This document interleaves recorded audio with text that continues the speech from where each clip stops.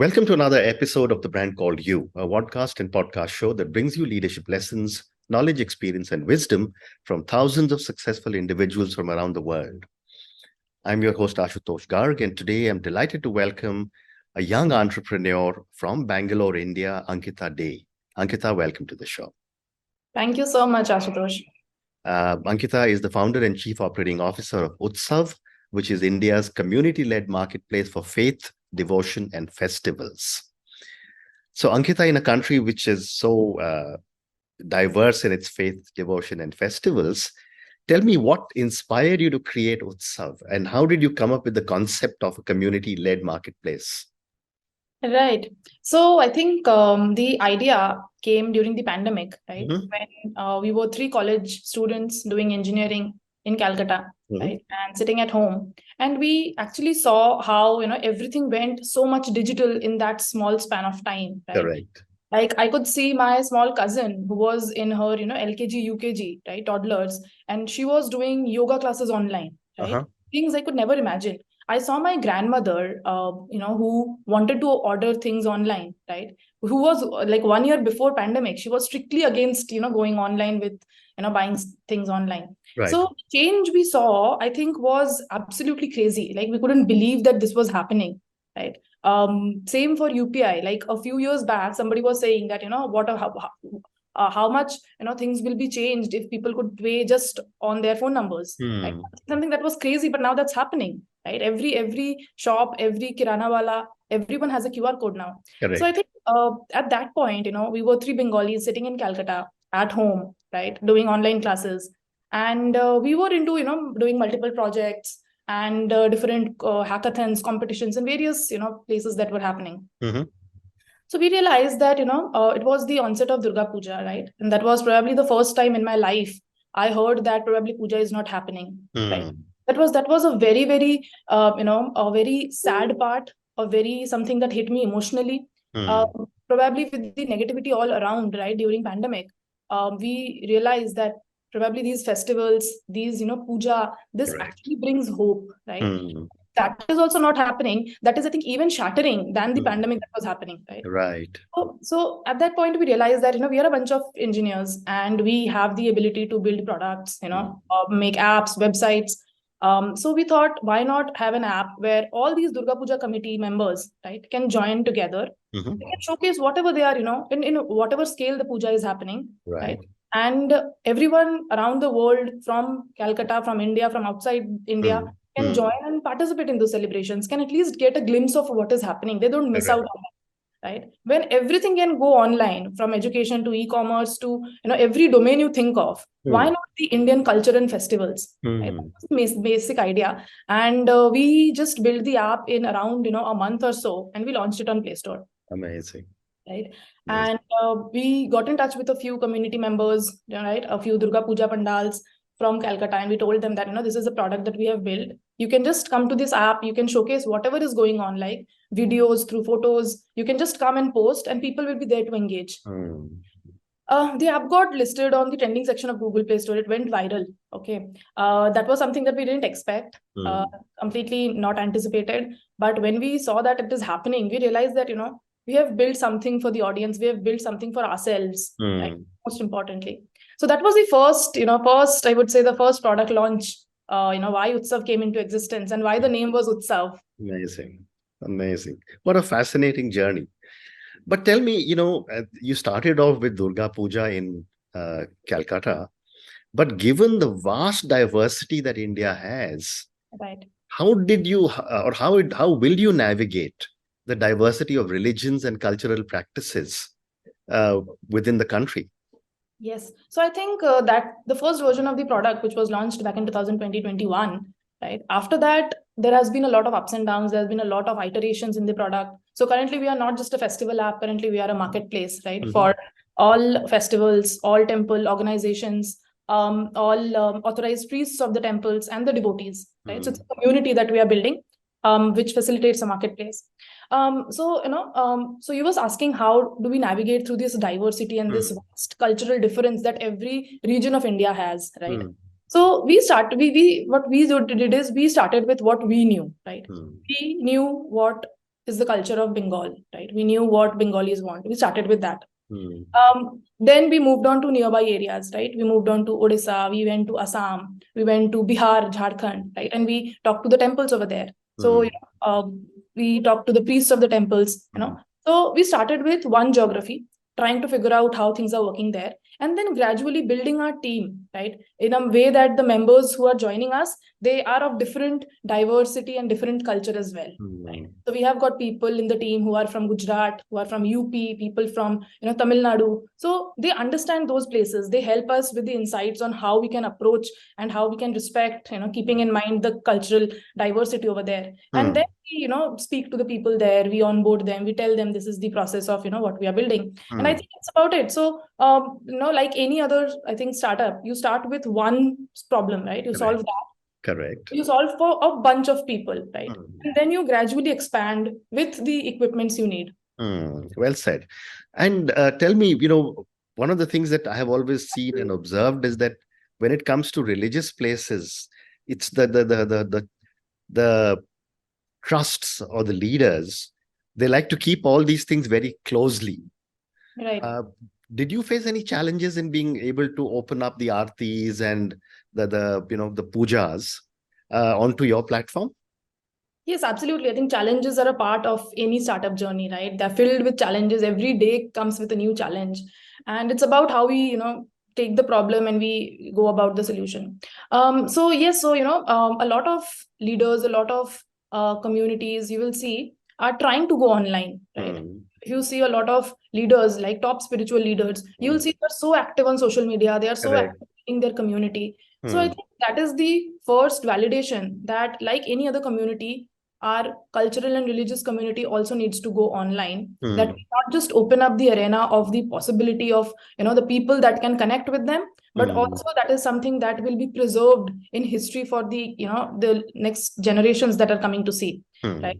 So you see the top tier temples, right? You see the top spiritual leaders. You see the communities, right, who are vast now, right? ISKCON communities, Sadhguru Foundation, right? You see every community has gone so much online. A lot of things, processes happen online. So I think it's just a matter of time and a matter of adjusting. So like my grandmother, who was not adjusting in the first go, but when time came, when she saw that things are happening, it's trustworthy, people are not cheated on, they have got a lot more options, how the consumers are protected. I think then it becomes a matter of just trust that comes into picture. Very interesting.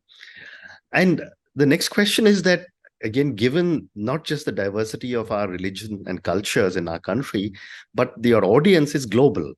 Yes. Given the large diaspora we have of our country, and everyone has linkages back to religion in our country, how do you ensure authenticity and quality of the products and services you offer? Right. So I think the first, part of authenticity comes from the core value of the company and the founders. So all of us, we were very strict from day one, right?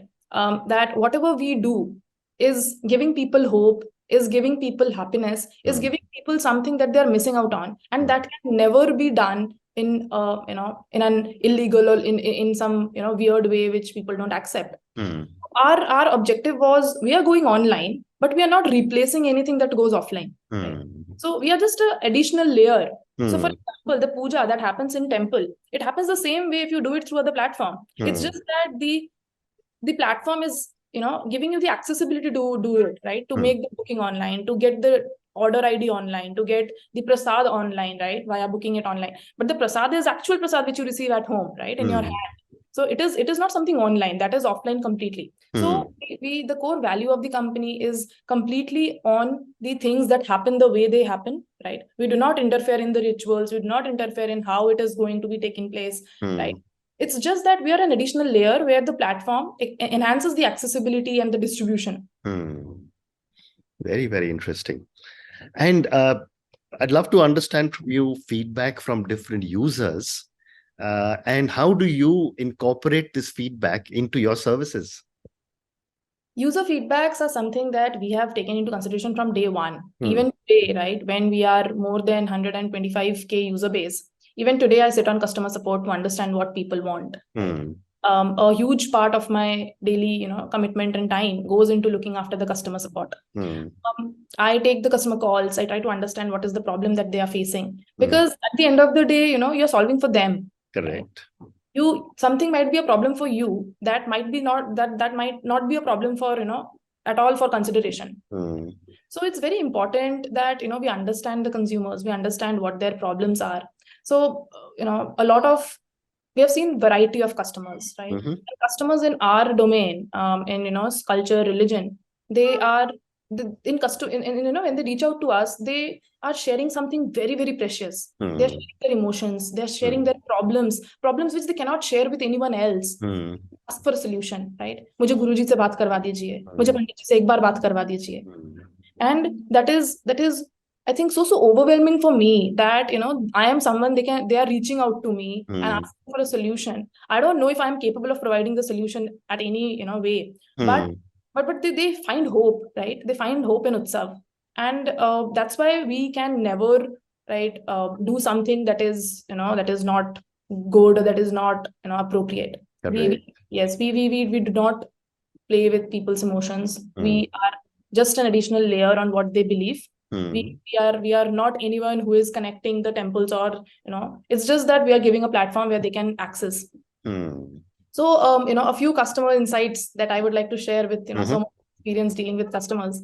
There's one customer who just in one night, right, he kept on booking every puja, every offering that was there on the platform. Like I could see that I think 11 p.m. he started booking the first seva, and then he kept on booking second, third, fourth, fifth, sixth, till I think midnight, 2 a.m. or so, right? And we were all shocked, like, kya ho gaya, right? Who is this person? How did he get to know about us? And in the first go, he's booking so much of pujas, right? And then we got in touch with him, the kind of response we got, he was not looking for any authenticity. Like people ask na ki, acha aap book to kar rahe hain, what is going to be the process, right? I'm going to be sure it is being offered, right? Jo karega puja unse meri baat karwa dijiye. But he was so sure, he was so sure that this is something that he wants to go with, and he believes in the team. I think that is something that was a lot more rewarding than anything else, right? The kind of trust that we saw in users. There are a lot of users who share their personal problems directly, right? And we are happy to connect them with the right people who can guide, with the authorized and the authentic people. In this domain, there are a lot of people who are, I would say, not real, right? Who are there just to misguide people. But the people whom we are associated with, who are associated with our platform, we do like thorough checks, verifications of their authenticity, their IDs, their proofs. So all those things are taken into consideration, and that's why I think the love of customers and the engagement of the customers are still there with us. Very interesting. And like you give me a very, very interesting perspective on how you handle customers. I'd also love to get your perspective on how you are able to manage feedback from the temples and the places of worship. Yeah. So, places of worship also, the people who are associated with us, right? The authorized priests or the temple trusts, we have seen them evolve as well in the past 1 year. Initially, they started with, theek hai, karke dekhte hain, right? When they saw that, their people are booking, the devotees are booking from far away, right? Where Prasad is going, which they are packing themselves for them. I think that is also rewarding for them, right? That is also an accessibility to them, that I can serve devotees not just who are coming to the temple, but people sitting at home who are not able to come here, but are dying to have a darshan of their deity.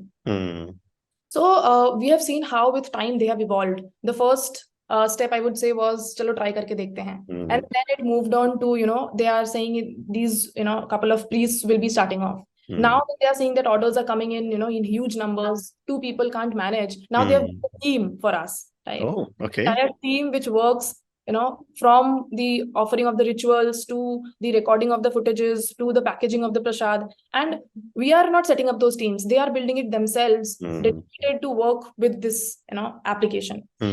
So we have seen them evolve. We have seen them growing. They come up with new feedbacks, right? कि ma'am ऐसा कर लेते हैं, हम एक और ये वाला लिस्ट करते हैं, ये बहुत लोग अभी पूछ रहे हैं, ऐसा करना है. So they come up with new solutions, new feedbacks, right? New updates that they want the platform to provide. And I truly believe that solving has to be there from both ends, right? If we are a platform, we cannot do anything by ourselves. And similarly, if we are providing them the accessibility, they also cooperate and coordinate with us to make sure that together we build a huge, amazing team, and we are able to solve, things which we cannot solve alone. How wonderful. How wonderful. My next question is that, religion in our country is also got a lot of stakeholders who are, political and whatever else. Do you see any kind of interference from people from outside in the work that you're doing? Yes, and our answer to them is very simple. We are an open community platform. If you want to join, you are welcome to join. If you don't want to join, you may not join. Right? There's no force in this. Right? We are not saying aapko join karna hi karna. You have to join. Right? If you want, you can get listed. If you don't want, it's your wish. We are a platform available for anyone and everyone to access. We are a community platform where every stakeholder, be it a devotee, be it a authorized pandit, be it a temple trust, organization, anyone, everyone is welcome to join, and it is completely their wish. Like, if it's my wish if I want to be on Facebook or not, it's my wish if I want to be on WhatsApp or not. Right? It's a similar kind of platform where it's your wish if you want to join. Great response. I was also reading somewhere that you also support a lot of local artisans, vendors, and religious institutions. Tell me a little bit more about this, and how do you ensure fair and ethical trade practices? Right. So, a lot of, like I was saying, that we have seen a lot of things evolve with time, right? Talking about the devotees, where they believe in an online ritual. Talking about the authorized pandits, who have now, scaled their operations, how they can cope up with the rising demand.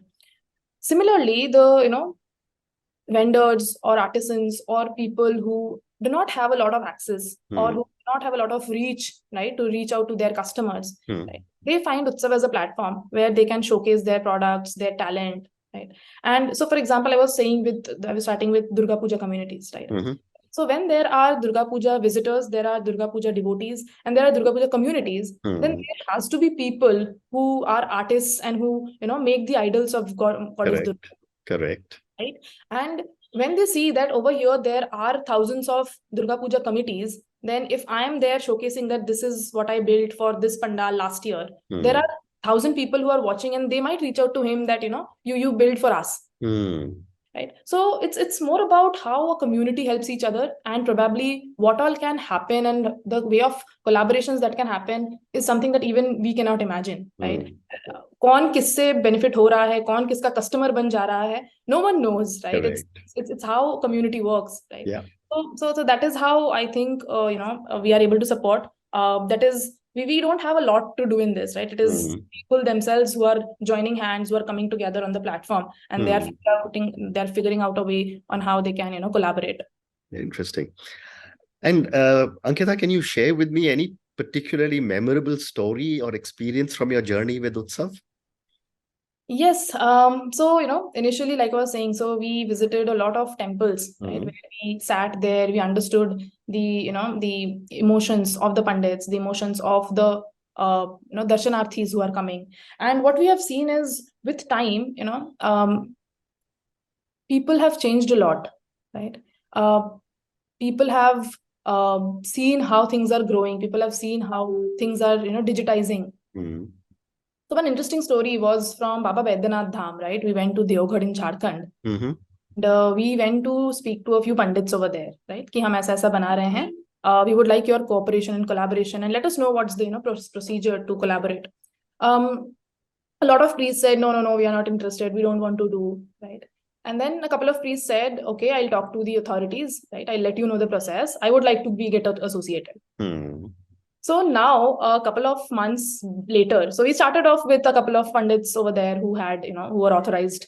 Then we saw that later on, the other pandits whom, we approached initially and they refused. They called us back saying ki, ma'am, tab samajh mein nahi aaya tha, abhi we want to get associated, is there a chance? Right. So they had the FOMO now when they saw it's working, when they saw that, the other pandits are getting so many orders, so many bookings every day. Right? And so I think that's interesting. Even for Durga Puja, right? That was, I think we were even at a very, very initial and nascent stage. Then when we reached out to a lot of pandals, right? the big pandals, they refused, saying, no, we don't want to participate, right? There can be scams online, and they're afraid of things. And then we told them that, you don't have to be afraid. This is a public platform, right? A lot of people are associated. But anyway, some of them refused. Okay. Some of them also used harsh words against some of our, team members, saying, this is not right. You should not do this and this.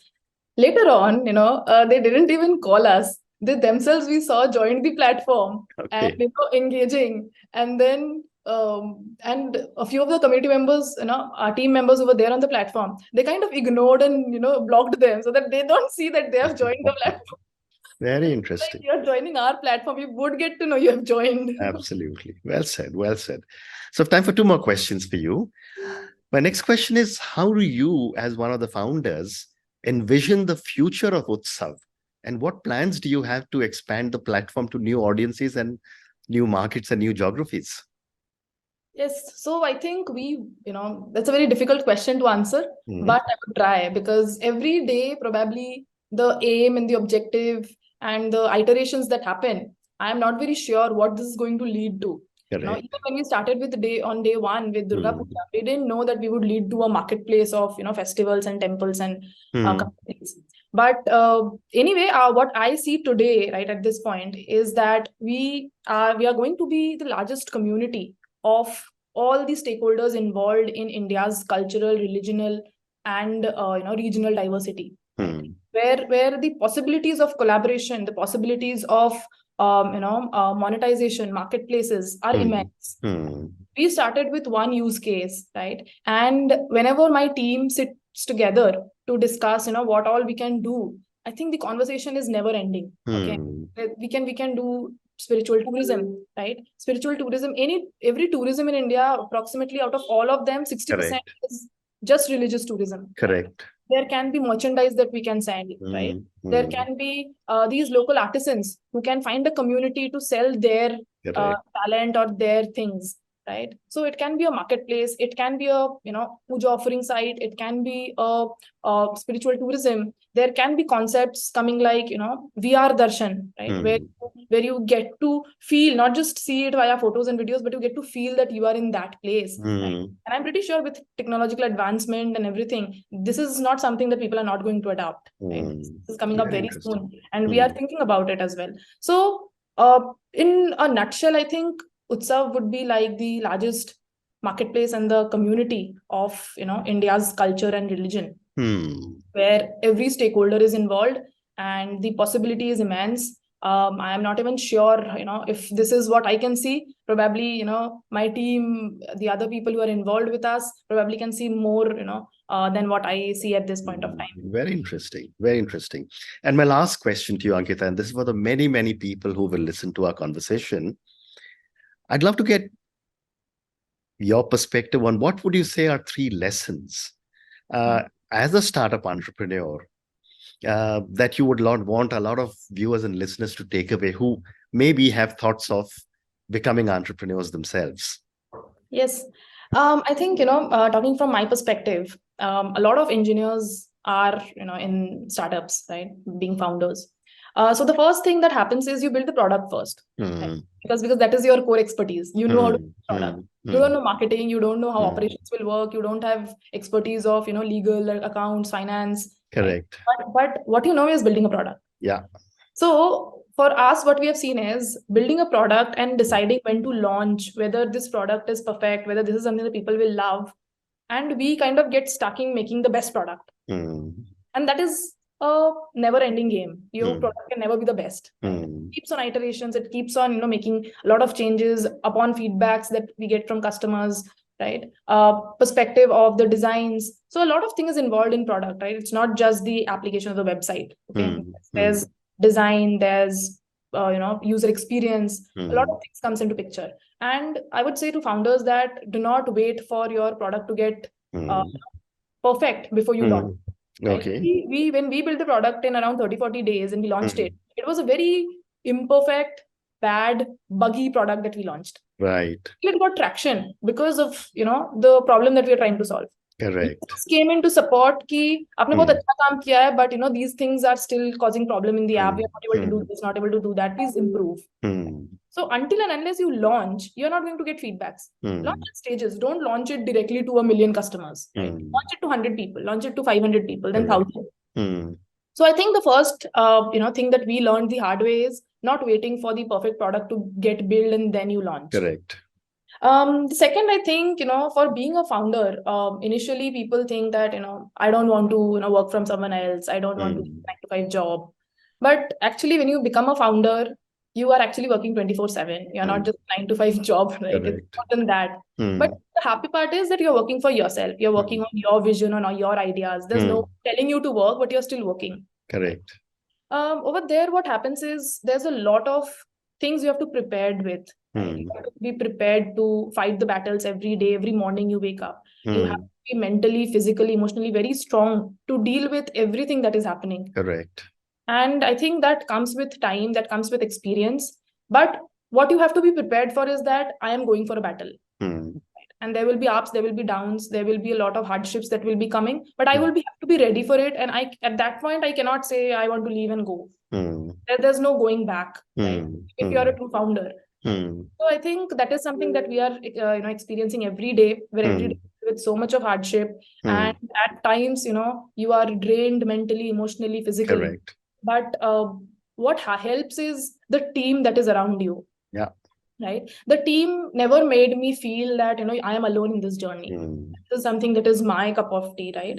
I always feel that is something that a founder should inculcate in the team. That the initial members who are joining, they are equal to the founders. They are not employees of the company. They are your founding team members. And they envision the product as much as you do. Correct. Correct. So I think giving the value to the first set of employees, that this is something that is yours. Yeah. And making and you don't that doesn't happen by just telling them, right? You have to do actions. Correct. Right? You have to involve them in every decision you're making. You have to ask their feedback whether this is something that you should go about. Right? So they feel involved, they feel valued, they feel that they are a part of the company right from day one. So I think the second point that I like to highlight is you have to be very strong in every aspect. And you have to transfer the values that you have of your company and your product to your initial team members. Correct. So that they are there supporting you and you are there supporting them when needed.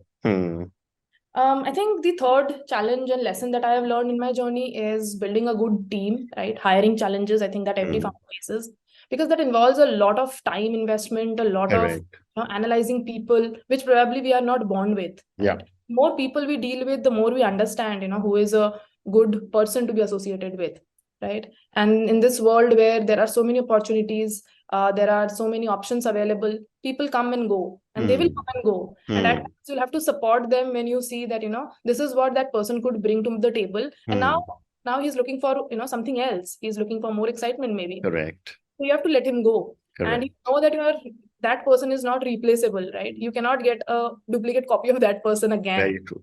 Very true. So it's about acceptance. It's about, helping your members, right? Whatever they wish to do, supporting them in their vision and goals as well. Because if I, say, no, you have to be staying with the company because otherwise, things will get hampered. Probably he'll not be happy and he'll not be efficient enough, right? Then he'll feel burdened that I have to do this. Absolutely. So I always support in people who are associated with me and in their goals as well, because they are a part of my family now. Right? They are not just people of my company. They are there on call with me 24/7 whenever I am needing them. So I kind of believe that you have to support your initial team members in whatever they want to do, so that in times of need you can go back to that person, right? You have a good relationship with him, right? He kind of respects you that I was associated with this person and she supported me in everything I did. Correct. Correct. So I think, well said. Great responses. But on that note, Ankita, we've run out of time. But thank you so much for your 3 wonderful lessons, which is, don't wait for a perfect product, understand your market, understand what your customer needs. Number 2, you said was that involve your teams in decision making. And third, you said how important it is to build a strong team. Thank you so much for speaking to me about Utsav and all the great work you're doing to, build this marketplace for faith, devotion, and festivals. Thank you again for speaking to me, and good luck to you. Thank you, Ashutosh. Thank you so much. Thank you. Thank you for listening to the Brand Called You videocast and podcast, a platform that brings you knowledge, experience, and wisdom of hundreds of successful individuals from around the world. Do visit our website www.tbcy.in to watch and listen to the stories of many more individuals. You can also follow us on YouTube, Facebook, Instagram, and Twitter. Just search for the Brand Called You.